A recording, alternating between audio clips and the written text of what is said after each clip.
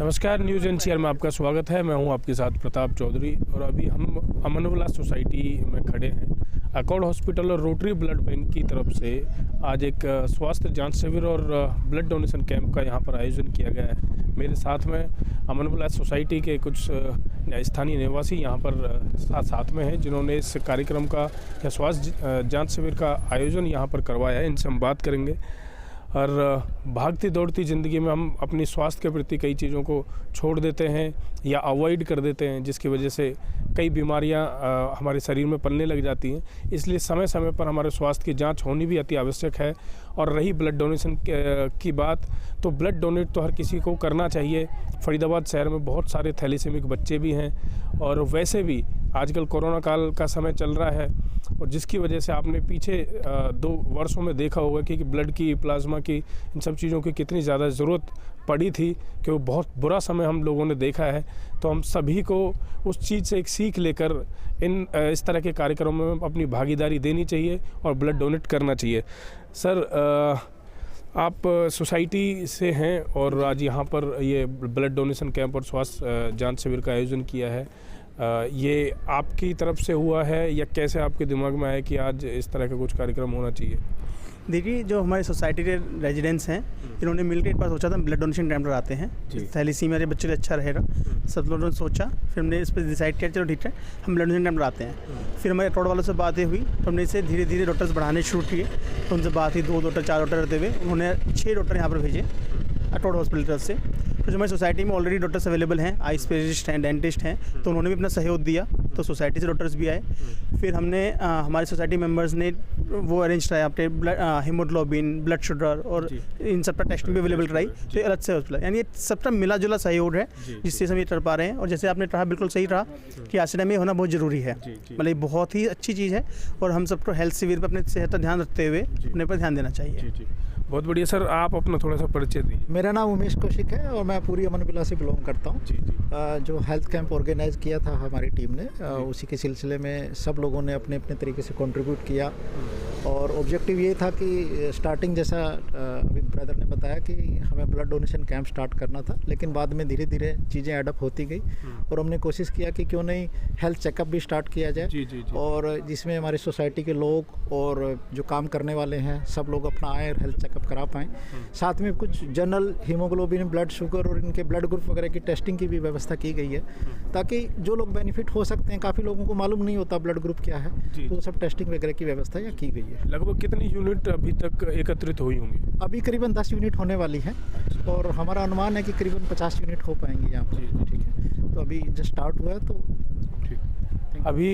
अभी स्टार्ट हुआ है। कह रहे हैं कि 10 यूनिट हो चुकी हैं, तो लगभग घंटे भर हो गए 1 घंटा। 1 घंटे में 10 यूनिट भी बड़ी बात है और एक अच्छा नंबर है ये, और लंबा चलेगा अभी तो देखिए कि कितनी यूनिट इकट्ठी होती हैं। हमारे साथ हमारे मित्र भी हैं और NSUI के कार्यकर्ता हैं, और NSUI में एक अच्छे पद पर रहे हैं प्रदीप धनखड़ जी, और छात्र नेता हैं, और बड़े अच्छे से इन सब चीज़ों में भागीदारी इनकी रहती है। तो धनखड़ साहब, कैसा चल रहा है ब्लड डोनेशन कैंप और लोग आ रहे हैं? जैसे आपने आके अभी ऑब्जर्व किया होगा, जैसे कौशिक साहब ने बताया 10 यूनिट हो चुकी हैं और अनुमान हमारा टारगेट 50 यूनिट का है। इस हिसाब से सोसाइटी के हिसाब से बड़ा ही अच्छा एक ही आंकड़ा है ये जो हम अचीव करेंगे। और ब्लड जो दे रहे हैं उनके अलावा जो चेक करवा रहे हैं आज डॉक्टर से, उनका आंकड़ा भी काफ़ी अच्छा है। काफ़ी सारे लोग हैं जो यहाँ पे अपना आई स्पेशलिस्ट है, डेंटिस्ट है, हार्ट स्पेशलिस्ट हैं, उन सबको दिखा रहे हैं। हॉस्पिटल की टीम पूरी एक साथ यहाँ पे काम कर रही है। तो हमें लगता है सोसाइटी के अंदर एक अच्छा माहौल है इस चीज़ को लेके, अपने स्वास्थ्य को लेके लोग अवेयर हैं, लोग आ भी रहे हैं। जी।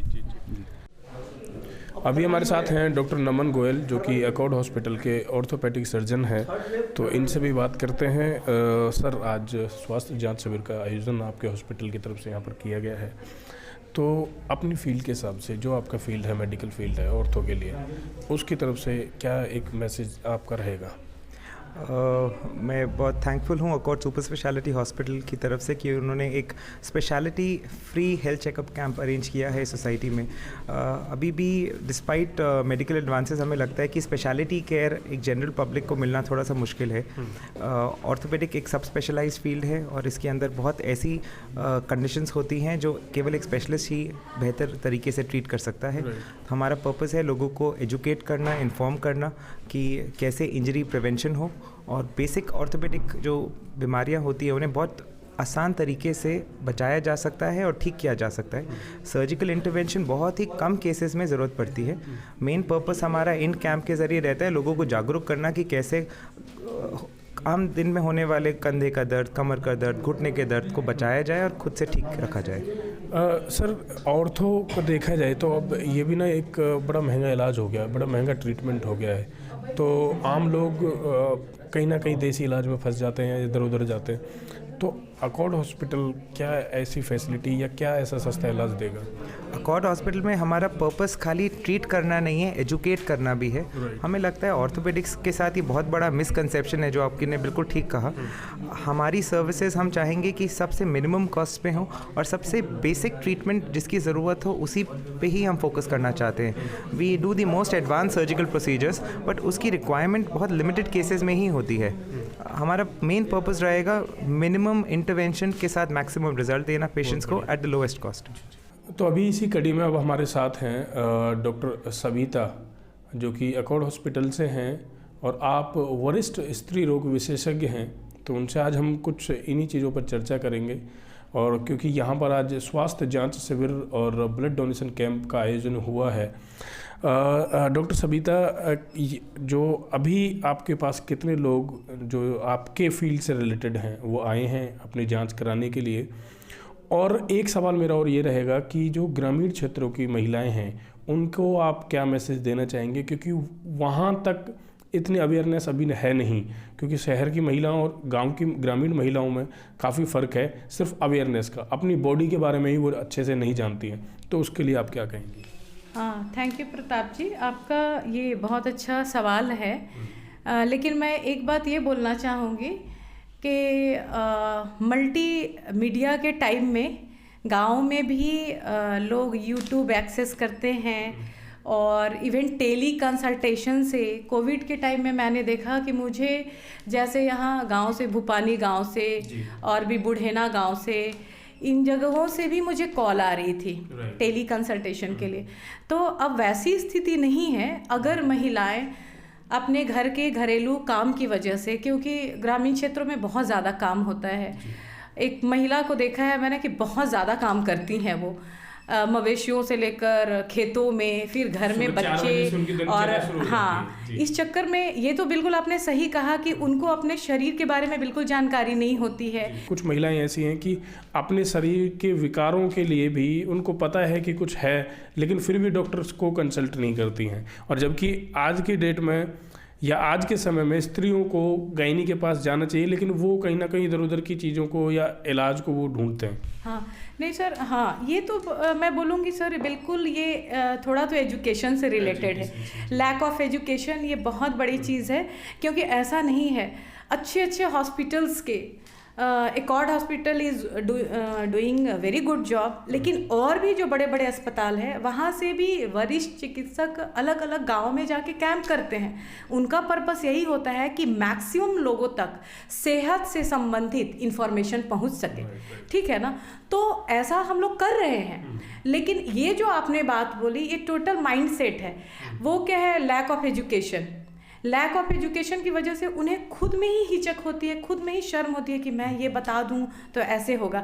हालांकि उनको ये भी समझना चाहिए कि वो जो आज चीज़ें कवर करके रख रही हैं, छुपा रही हैं, वो कल को इतना बड़ा प्रॉब्लम कर सकता है कि उनका बच्चा, उनका पति, उनका पूरा परिवार बुरी तरीके से अफेक्टेड हो सकता है। अकॉर्ड हॉस्पिटल से हमारे साथ संदीप जी हैं, जो कि अकॉर्ड में मार्केटिंग का सारा काम देखते हैं और बड़े अच्छे इंसान हैं। इनसे मैं पहले भी मिल चुका हूं।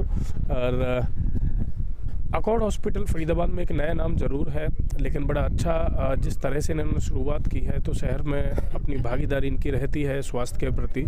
तो आज यहाँ पर अकॉर्ड ने सर रोटरी के साथ मिलके ब्लड डोनेशन कैंप और स्वास्थ्य जांच शिविर का आयोजन किया है। मेडिकल फील्ड से भी हैं, मार्केटिंग भी आप देखते हैं, तो एज ए मेडिकल फील्ड से आप क्या कहना चाहेंगे कि स्वास्थ्य के प्रति लोगों को कितना अवेयर होने की ज़रूरत है, क्योंकि कोरोना भी निकला है और नई नई बीमारियां दिन प्रतिदिन पनप रही हैं। देखिए, डेफिनेटली आज की डेट में कॉन्शियस होना बहुत ज़रूरी है, क्योंकि कोविड थर्ड अभी नॉक हो चुका है, कर चुका है, और वी आर एक्सपेक्टिंग कि कोविड की जो थर्ड वेव है वो जैन-फेब के अंदर डेफिनेटली कुछ ना कुछ केसेस बढ़ेंगे, उसके चांस हैं बढ़ने के। और बट कोविड वेव 2 की तरह इतना ज़्यादा डेंजर नहीं होगा जितना कोविड वेव 2 था, ये क्योरेबल होगा प्रॉपर। अच्छा, लेकिन अभी भी अब हम लोग मास्क पहने, थोड़ा सा डिस्टेंसिंग मेंटेन रखें, दैट इज़ मोर इम्पोर्टेंट। तो अकॉर्ड की तरफ से वैक्सीन कैंप्स भी लगाए जाते हैं क्या?